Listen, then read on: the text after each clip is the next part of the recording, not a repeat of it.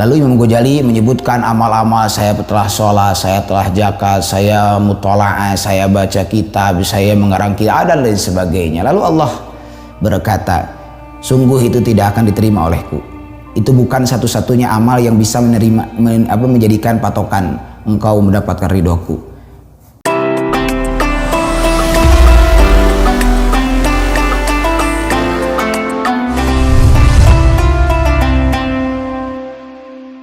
Bismillahirrahmanirrahim. Assalamualaikum warahmatullahi wabarakatuh. Alhamdulillahirabbil alamin.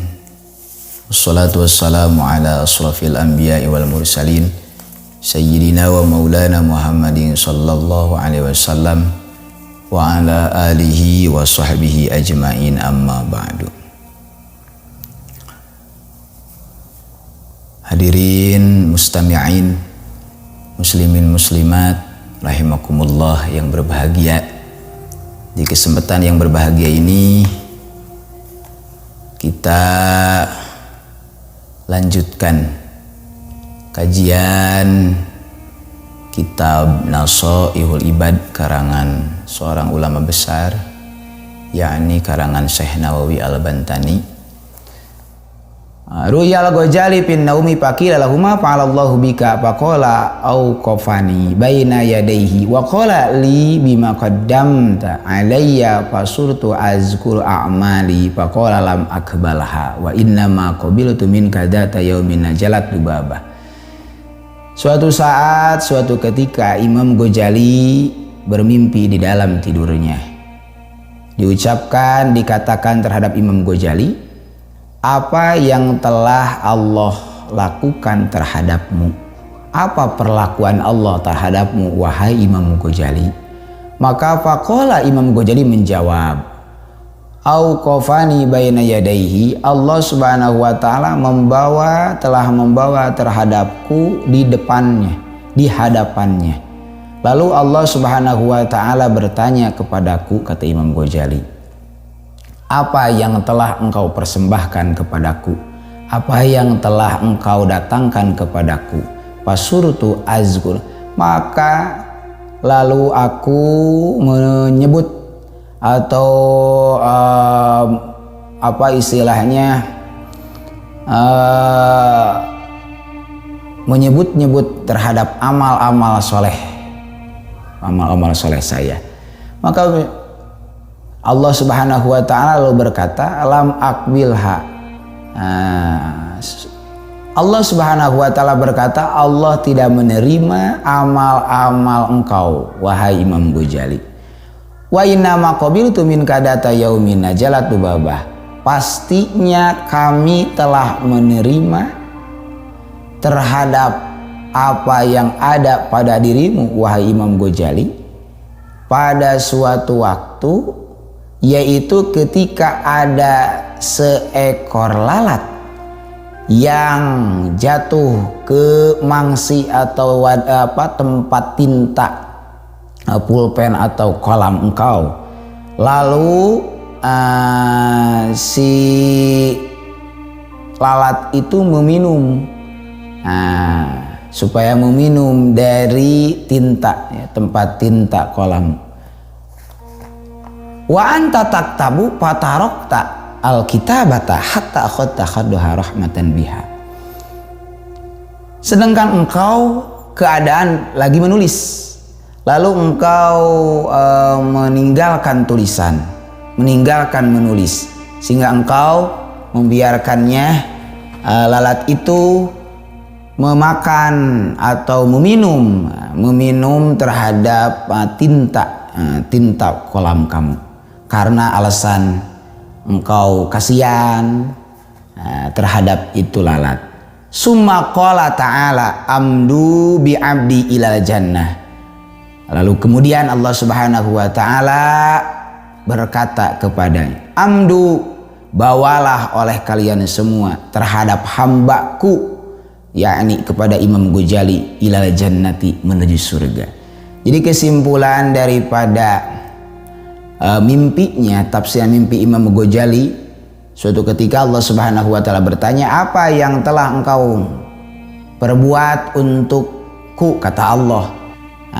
Lalu Imam Ghazali menyebutkan amal-amal, saya telah sholat, saya telah zakat, saya mutola'ah, saya baca kitab, saya mengarang kitab, dan lain sebagainya. Lalu Allah berkata, sungguh itu tidak akan diterima olehku. Itu bukan satu-satunya amal yang bisa menjadikan patokan engkau mendapatkan ridhoku. Lalu Allah Subhanahu wa Ta'ala menjelaskan bahwa hanya satu bisa saja, ini yang satu bisa menjadi pembawa rahmat atau bisa menjadi landasan pokok engkau diterima amalnya oleh aku, kata Allah Subhanahu wa Ta'ala. Itu suatu saat Imam Ghazali itu pernah membiarkan seekor lalat, yaitu meminum, masuk jatuh ke tempat tinta pulpennya atau kolamnya, lalu si lalat itu meminumnya dalam keadaan Imam Ghazali sedang menulis, lalu meninggalkan tulisannya sehingga membiarkan meminum itu lalat terhadap tinta yang ada di pinggirnya Imam Ghazali, lalu membiarkannya karena alasan kasihan, lalu mengangkatnya dari dalam tinta itu. Lalu Allah Subhanahu wa Ta'ala memberikan jaminan bahwa bisa saja segala sesuatu yang kecil menurut makhluk belum tentu kecil menurutku, kata Allah. La tahkiranna syai'an minal ma'ruf, jangan sekali-kali yaitu menghinakan sesuatu daripada yang namanya kebaikan. Jadi kesimpulan, sekecil apapun kalau niat kita ikhlas karena Allah Subhanahu wa Ta'ala, insya Allah itu bisa menjadi pelantara atau asbab, menjadi sebab lantaran kita mendapatkan ridho dan maghfirahnya Allah Subhanahu wa Ta'ala. Jangan sekali-kali menganggap remeh terhadap makhluk Allah, dan jangan sekali-kali menganggap enteng terhadap amal soleh sekecil apapun. Kadangkala amal yang dianggap kecil menurut makhluk Allah bisa jadi mulia dan bisa jadi patokan landasan mendapatkan ridhonya Allah Subhanahu wa Ta'ala.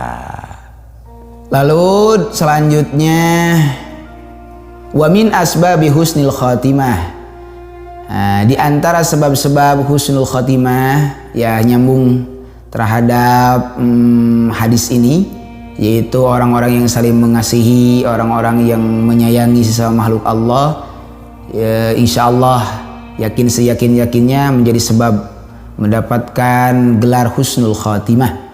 Itu diantaranya al-muwadhabatu ala hadad du'a wa huwa, yaitu harus sering mengkontinyukan atau mendawamkan terhadap bacaan doa yang diajarkan oleh Rasulullah Sallallahu Alaihi Wasallam. Di antara doanya, doa satu sama lain saling mengasihi sesama makhluk Allah, yaitu Allahumma akrim hadhil ummatal muhammadiyyata, ya Allah muliakanlah umat Muhammadiyah, umat Nabi Muhammad Sallallahu Alaihi Wasallam, bijamili awaidika fid darin, ya Allah dengan kembalinya, dengan sebaik-baiknya kembali kepada Engkau wahai Allah di dunia dan kembali di akhirat dengan catatan mendapatkan kebahagiaan bukan hanya di dunia saja tapi mendapatkan kebahagiaan sampai di akhirat.